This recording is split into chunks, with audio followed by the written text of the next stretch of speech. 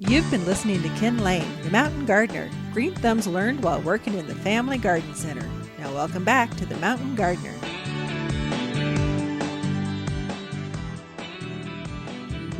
All right, so we are back with Lisa Waters Lain. She's in the studio each week with her favorite guy in all the world, at least for the last 34 years. At least in my head, I'm the best thing that ever happened to her. Oh, yeah. And you're the best thing that ever happened to me. That is true. We just got back from, anyway, she comes in with your garden questions. We should define, I'm going right into sharing what we've been doing. This is half travel show, half garden information.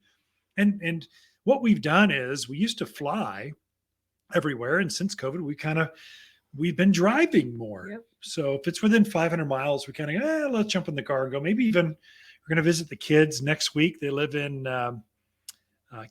Killeen, Texas. He's a Army captain. He's a physician's assistant for the Army at Fort Hood. There we go. So you military folks, you know where that is. Never been, but we'll be there next weekend. That is true. So it'll be exciting to see the grandkids, basically, Yes. and your son. And your daughter-in-law. Yeah. That's always exciting. And your son. Yeah. And the grandkids. And the grand dogs. It's all fun. So anyway, but this last week, this last All week, choked up. we went to Moab. Mm-hmm. So those that have not ever been to Moab, Arches National Park, Canyonland National Park. Yeah. It's like a canyon. It's like a national park mecca. It's beautiful. Spent over a week up there with friends from Prescott and just kind of camped out. We were at the Archview Campland. Yes. And like half the camp was Prescottonians. It was hilarious. We ran into people up there that weren't part of our group, but we ran into them. They're Prescott Rotary buddy for you. Go over, sip some tea, say hi, check up, just kind of see how things are going. Yeah. Usually you're so busy that it's hard to catch up with friends. So not when you're camping together. No. Anyway. It was fun. The highlight for you? Well, say fins and things. I was going to say fins and things. I was trying to decide if that was a highlight or a heart attack waiting to happen. I haven't decided yet. That was something. If you've never done fins and things, the trail over in Moab, and you have a strong stomach, you should do it.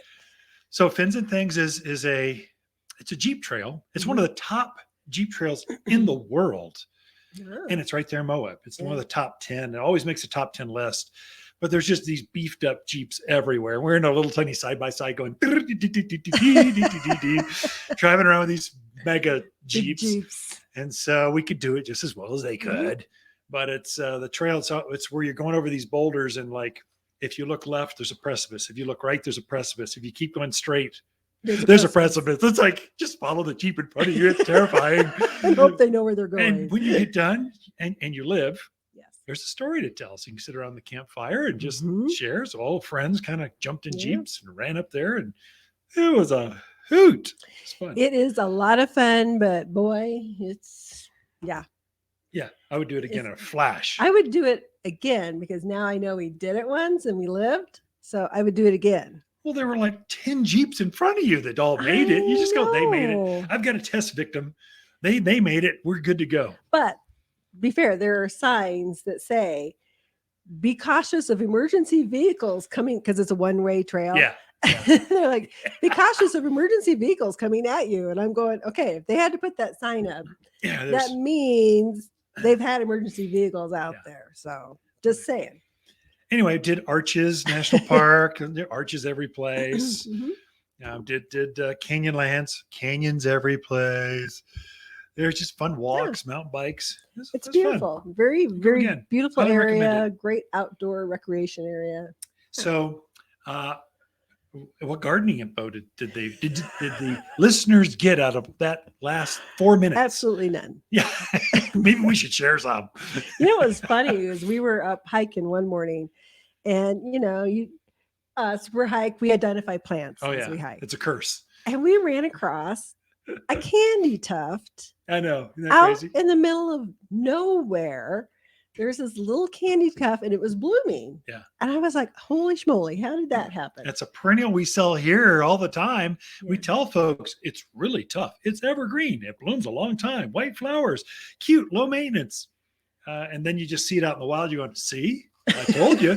And Moab is a lower elevation than we are, so which means it's harsher, hotter, drier, more lunar. Yeah. It was it's literally out in the middle of nowhere. The red buds, they were all over the place up lots there. Of the lots of red buds. Yeah. Yeah. So you never know what you're going to find. That's true. You want a question? Nah, I'm happy just hobnobbing plants and national parks with you. Oh, okay. Didn't see any elk or moose or I saw a few deer. Did you? Down at the lower parts, not up above. Anyway. Yeah. Anywho, well, Gina has a question. Hey, Gina.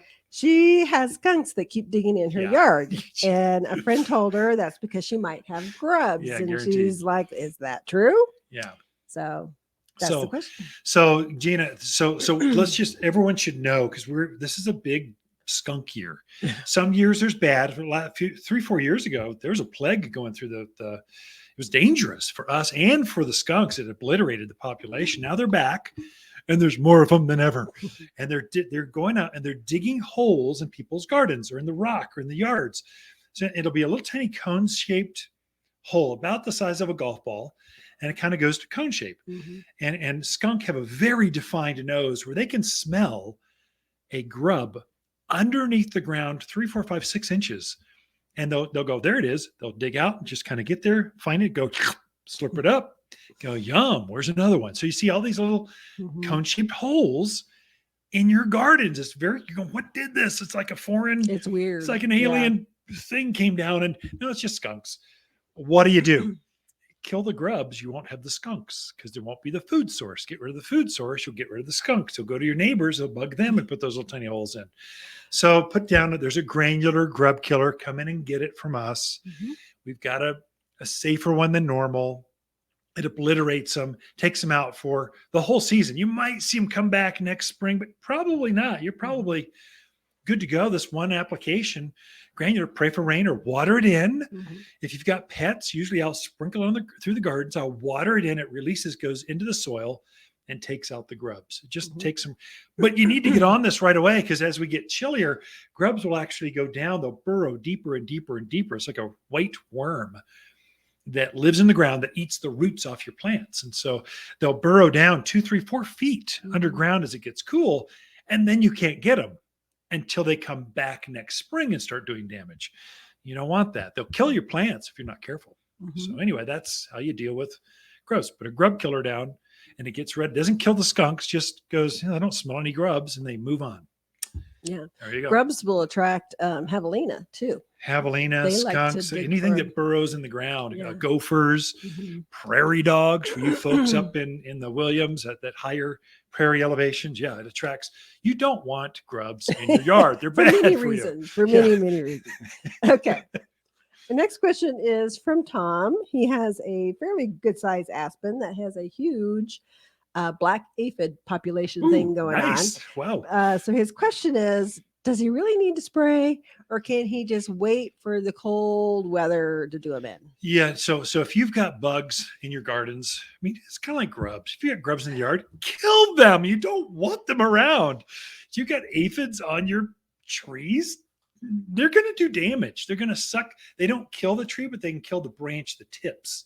So you do want to limit, and they're so easy to kill. Right. And aphids, they love the cold. They'll be there to the end of the year. I mean, they're there for another 2 months, maybe through winter. Eventually, if we get real cold, they'll go subterranean. They'll be right at the base of the tree and kind of camp out there, waiting for it to get warm, and then they'll crawl right back, like February, right back at you.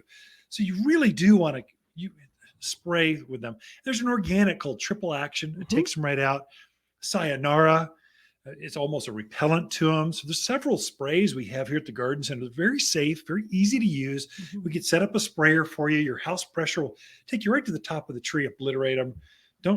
Tom, what kind of question is that? Get rid of aphids. If it gets a bug, get rid of it. He's hoping nature will do it. Yeah, no. All right, Ken and Lisa Lain, the Mountain Gardeners. Great questions this week, folks. To Tom and Gina. Tom and Gina, great questions. Be right back after this. Okay. Water's October companion plants that grow well together are blaze maples, spicy mums, glamour kale, and burning bush. Water's compact burning bush is a neat, well-behaved shrub prized for its blazing red foliage in the fall. Looks great when planted with autumn gold sumacs, lilacs, and gold euonymus. At 6 foot, this bush makes a natural hedge that burns red through autumn, all for $49. You'll find the showiest shrubs here at Water's Garden Center. Siri, give me directions to Water's Garden Center. If you enjoy this show and would like to hear more, please subscribe to The Mountain Gardener, wherever you like to listen to podcasts.